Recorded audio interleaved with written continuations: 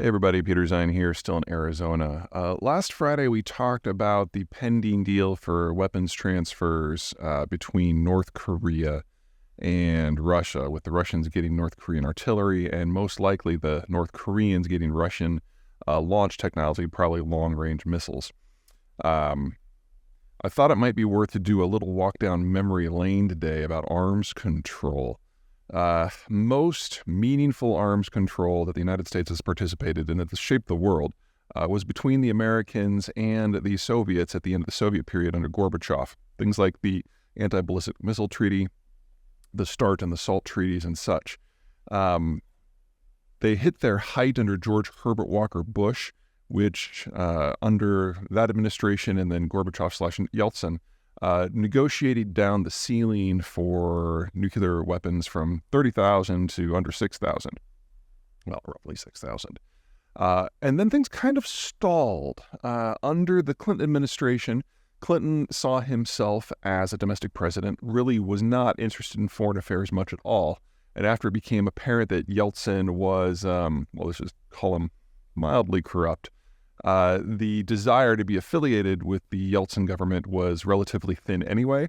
Al Gore kind of was subcontracted out to handle foreign affairs, but once Clinton got involved in domestic scandals involving interns, pretty much all foreign policy just kind of melted away.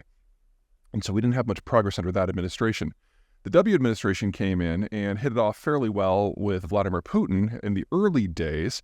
In fact, many things that the United States did in the global war on terror in Central Asia wouldn't have been possible without a partnership with the Russians. And under that sort of environment, there was a bit of a renaissance in relations, and there was another phase to arms control which negotiated down the level further.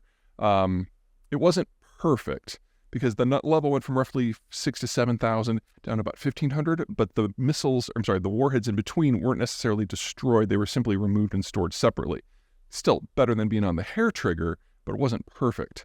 Under Obama didn't like to leave the Oval Office unless it was for the campaign trail, and nothing happened. Under Trump, what was left of the treaties kind of fell apart as the Russians fell into this narcissistic fascism that they're in today. And then obviously under Biden, relations have torpedoed completely because the Russians are on a genocidal warpath.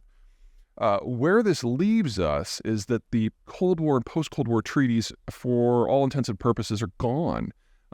As of a few years ago, no one was really abiding by them, and now everyone's pretty much officially withdrawn from them.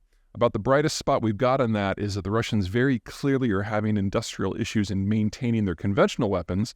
It's an open question whether or not they're capable of maintaining their nuclear weapons now.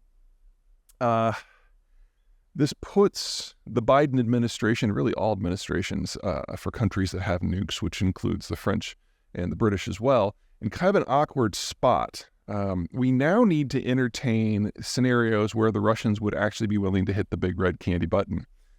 They probably wouldn't do it unless regular Ukrainian or, God forbid, NATO forces crossed the international recognized border into Russia proper, in which case would be defensive use.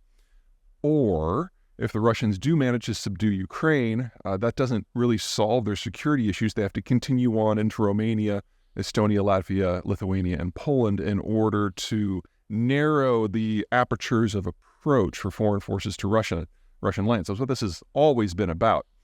But we now know that Russian forces are kind of hot crap. And in that scenario where they'd face off against NATO regular forces, they'd probably be obliterated.